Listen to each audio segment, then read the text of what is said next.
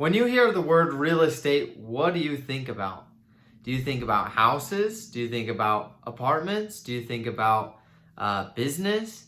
Do you think about your first house that you ever had? Do you think, I don't know, what do you think about? Do you think of something maybe like, I've heard of that term, but I'm not really sure what it is? Well, very simply put, real estate is just property. Now, the actual term of real estate comes from Latin, real meaning royal, and then estate meaning just like a property, right? So back in the day, only royalty could own property. Not everybody could own property. Well, and I'm not exactly sure the entire history of it, but in the U.S. was either the first or one of the first countries that allowed everyone to own their own property, right? And that's real estate. And it's actually, if you talk to any of my friends back in the day, in my day, even just a couple of years ago, maybe 2 years ago, they would have told you that I hated real estate. I wanted to learn. I remember having one conversation specifically, and I said, I want to learn about so many things. I want to learn about how to play chess, how to play tennis, how to sew, how to cook, how to do everything except real estate. It just seems boring to me. It just seems so boring.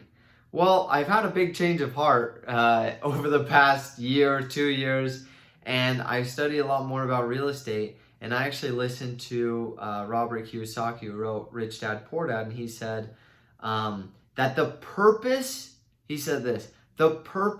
of business is to acquire real estate.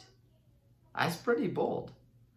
The purpose of business. Now, I'm pretty lenient toward that philosophy. You might have a different purpose, but that's his purpose in business, and I think that real estate is actually a very, very important part of business, the actual physical property itself. Now, I recently listened to a book called The Real Book of Real Estate, and is actually by Robert Kiyosaki as well. But the interesting thing is, in the book, he has 20 different experts or specialists that have 20 different chapters. So he actually only writes one chapter of the book, and the other 19 chapters are all by his experts that he uses, which is so cool because they explain real estate from their perspective. So he starts out with like the CPA, and then he starts out with his CPA, and then he starts out with his real estate attorney, and then he starts out with his broker, and then he goes to just all these different people, his architect and the engineer and the designer and the general contractor, and he just keeps on going on and on throughout the whole list of everyone that he uses on his team, because the whole book is about how investing is a team sport. If you go into it as an individual, just go into it trying to do it yourself, you're gonna get wiped out. It's like imagine you're going onto a basketball court and there's one of you against 5 other people. Now I don't care if that's like the worst team in history. Literally, it'd have to be the worst team in history, and you'd have to be like LeBron James or Michael Jordan to beat them. But you're probably not Michael Jordan of investing. And if you are, you probably have a Scottie Pippen on your team, and you probably have all these other key people around you to make you a great team, right? So that's kind of the whole premise of the book. And I wanted to share a couple of stories and principles that I learned from the book that I think that you guys would really enjoy. The first principle that I learned was know your business. Now, there was a story that in the book of this guy who was acquiring all these different pieces of real estate in different areas, and this opportunity came up for him to buy a gravesite. And he was like, hey, I've never been into grave sites before. Sounds like a fun project. I mean, and he's like doing the math in his head. He's like, okay, that's like the greatest return ever. I buy an acre of land, and then I sell 3 by 8 piece of property for $5,000. And I only buy the whole thing for I don't know what it was, $200,000. It's like, man, I'm gonna make so much money off of this. So he ends up buying it, ends up going through the whole process. They're creating the whole thing. I think it was the day after, the day before they close. The property manager, who is supposed to get people to buy little portions like grave sites, actually goes bankrupt, and so he's left to manage it himself. He can't find another company. He's like, okay, I'll just manage it myself. And he's like, and he explains that he didn't realize this. I don't know if you realize this, because I was listening to it, I was like, freak, this guy's gonna, this is an awesome investment. This is an awesome business. I want to get into grave sites right now. Until I heard this, he said, the thing about grave sites is nobody really wants to be buried nobody wants to be the first one to be buried in a grave site. Grave sites have value only because of the other people that have been buried there. And I was like, oh my gosh, I didn't even think about that. Nobody wants to have all of their relatives be married or be buried in a gravesite across town, and they're the first one to be buried somewhere else. No, you want to be buried next to your family, right? And so he had the hardest time even starting selling plots because nobody wanted to be the first person to be buried in his gravesite, which is crazy, but it really makes sense after you think about it. And after he wasn't making any money, and it wasn't his first rodeo, like his first ever investment. He had been investing for years and made the common mistake of investing in something that he wasn't an expert at and that he couldn't dedicate. He didn't know the business, is what I'm trying to say. He didn't know that was going to be an issue. He went into it hopeful, and then it ended up backfiring because he didn't know how the business worked and how it ran. And if he had, then he would have been able to have that number in his head, or like, okay, this is going to take this many years. Usually it's going to take this many years to get my investment, a return on my investment. Okay, well, maybe I want a lot lower price for the property, you know? The second story, I believe it's the same guy who tells this story as well, is this guy was called the king of, what was it? The Burger King of Hawaii, because he was the first guy to bring, he was the first franchise owner of Burger King in Hawaii, and everybody knew about this guy because he put out this Burger King, and as soon as it opened, like, he was expecting a pretty good return because there were McDonald's, but people also wanted other options on the island. And as soon as he opened up, like, he went 3 times. He sold 3 times as much as he was, like, hoping to sell. Like, it just went crazy, and was actually, like, he put up, I think he said, like, world record numbers for Burger King. This is how crazy successful it was on the island. So a couple of years later, after it was a huge success and everybody's like, oh man, this is awesome, he was in California and he was eating at a new restaurant called El Pollo Loco. I don't know if you've eaten there or not, but he's like, man, this food is awesome. This can be the next Burger King of Hawaii, El Pollo Loco. So he ends up getting this prime location, downtown Hawaii, opens it up, and it's a dud. It's a dud. Nobody wants to eat there. Why? Because the Hawaiians weren't used to Mexican food. So people would buy stuff, and then they would have, like, the tortilla off to the side, and you're, like, supposed to put the beans and rice and stuff like in the tortilla and wrap it up, and the chicken inside and wrap it up yourself. But they didn't know how to do it. Even he put up signs and stuff like showing people, trying to educate them on how to eat Mexican food, and nobody could figure it out, and people just didn't like it, and it was a complete dud. And he didn't realize that going in. But again, I think it was the same guy. He went into something where he didn't know the business. He didn't know the actual business, that Hawaiians weren't going to know how to eat Mexican food.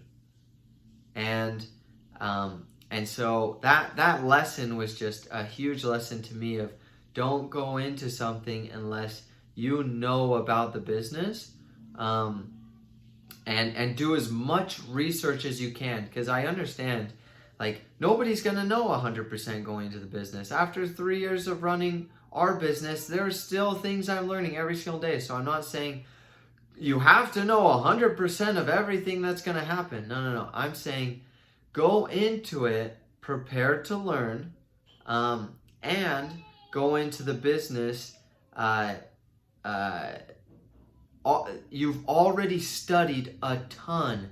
So you've already studied who you're going to be serving, and you've already talked to them a lot. Who is this person? What do they like? What do they do? Why would they come here? Are they already purchasing something similar in the market, and why would they come to me instead? Or if they're not purchasing something, would they be willing to? And finding out as much as humanly possible before you jump into a business. And then you're like, oh dang, I didn't even talk to any Hawaiians to see if they knew what Mexican food was and if they even wanted it. I just kind of assumed that they would, and kind of assumed from my previous success that they would also like this. So know your business was principle number 1. Principle number 2 that I learned was contracts and attorneys are crucial. And let's just put real estate to the side. Like, contracts and attorneys are crucial in life. You know. Let me give you an example.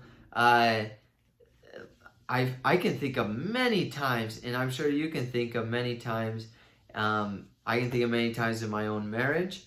I'm sure you can, if you're married, you can think of times in your marriage or in your business or in another relationship where you talk to somebody and you guys were like, okay, let's do this, this, and this on this day at this time, at this location. And you guys talk about it, and you are crystal clear of the plan, right? You're crystal clear. There's not a doubt in your mind. Well, a week later or 2 weeks later, you guys go to do it, and they're like, okay, I'm gonna be doing this, and it's different than you thought you agreed on. And you're like, wait, that's not what we said. And they're like, no, we said that. And you're like, no, we didn't. We said this. That's happened so many times in my marriage. I'm sure my wife can attest to that. That it's honestly happened a lot of times where I'm crystal clear that this is exactly what we said. But I'm sure if we went back and we got to roll back the tapes on what we actually said, it could have gone either way. I could have been wrong. She could have been wrong. Both of us could have been wrong. Or both of us could have been right to a certain degree, right? And we just misunderstood each other. Well, what I'm not saying is in your marriage you need to have an attorney write up every single thing that you're going to say, because that's not going to work. But in the world of business where you're dealing with money, and there are a lot more, not necessarily important things, because marriage is really important, but when you're dealing with money especially, having a contract saying what you're going to do and who's going to do what and stuff like that is just imperative. The story that he explains is there was this client of one of the experts, and he said that it was one of the attorneys that said this.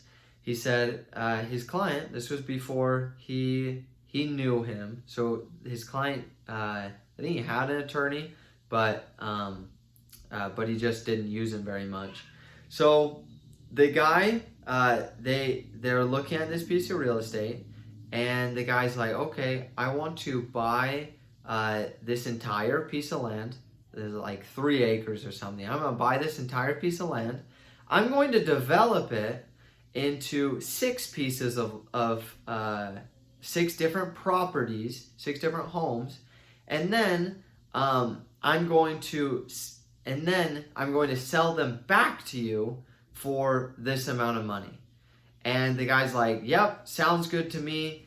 Let me go take it to my attorney, and he'll write up a contract for us, okay? He's like, all right, sounds great. So the attorney writes up the contract. He hands it to the guy. The guy doesn't even read it. He just signs it. And there's your first mistake. Doesn't even read it. He just signs it. Well, the guy goes through the whole development process. Like 9 months later, goes back to the first guy that he bought the property from. He's like, hey, just want to sell these properties back to you. And he's like, what? I don't want to buy those properties. He's like, but that's what we agreed on. He's like, no, I just thought that was optional. What? He's like, no, we explicitly said that should be. He's like, it's not in the contract. And my first reaction was, that dirty little liar. And I started getting so mad at that guy. I was like, why? I just thought it was a suggestion. But then when I thought back to my own experiences in my own marriage, I'm like, you know what? That guy could be lying, but probably more likely that's what he heard. And that was his experience of, and what if possibly down the road I could sell these back to you? Oh yeah, that'll be an option, I guess. You know? And the other guy's like, oh sweet, we got a deal. And this guy's like, I guess if it helps me in the long run, but I'm going to make that decision later on. I'm not going to make it right now. And so he's like, I don't want to buy those properties. Well, the guy that didn't even look at the contract takes the contract and finds this new attorney, the expert, and he says, that's what we agreed on. And he's like, you agreed on it? How did you agree? He's like, it was agreed on by word. He's like, you don't have a leg to stand on. Like that, no way on earth is that going to hold in court. That's what you agreed on by word that you were going to sell it to him. So long story short, the guy ends up saying, okay, yeah, I'll buy back some of them, but I'm not going to buy back all of them. But the guy learned his lesson, and I did as well. Instead of blaming the other person, oh, that dirty snake, he should have told me that wasn't the contract. No, lesson I learned was always, number one, have your attorney write up the contract. Don't have their attorney, because it's going to be a lot harder later on. Once they write the contract, it's going to be a lot harder to change the terms and change a lot of things. Have your attorney write up the contract and write it out the way that you would like, and then present it to them and say, here's the contract. And then they can review it with their attorneys and stuff. But I didn't realize how important attorneys were until really I've understood the importance of attorneys, but hearing stories like that, I'm like, man, I never want to do any business nor real estate without an attorney. And there were so many other lessons. Those are just 2 lessons that I took away from this book. And I honestly highly recommend this book. It's called The Real Book of Real Estate by Robert Kiyosaki. Again, it's 20 of his experts each take a chapter on what their perspective is on the acquiring and selling off real estate, and like what's your purpose in acquiring real estate. Amazing book, highly recommend it, 10 out of 10. And I've read several different books on the subject of real estate, And this one is actually my favorite. I'm listening to with my wife right now, the $1 Million Real Estate Investor right now. It's an okay book. It's kind of a lot. It's very general. This book and there are other books like it that are really general. Just kind of give you general knowledge. This book it gives you so many real life stories and experiences and real things that, okay, I can take this and go apply it today in real estate. And so my challenge for you is to go get the book, either read it or listen to the audiobook on Audible or something like that. Listen to it or read it this week and write a comment below of what you got out of it. Maybe one lesson that you got out of it. I'd love to hear your thoughts on real estate. I'm getting into real estate myself. We're going to be acquiring real estate for our business here in the next couple months, and it's just a really exciting part of our business. And if you have any tips for me on real estate, I feel like I'm just a beginner. I'm reading up on the subject as well, just trying to get as much information as I can, be a student of it. If you have any tips for me, I'd love to hear them as well. Other than that, hope you guys have a great week, and we'll see you next time.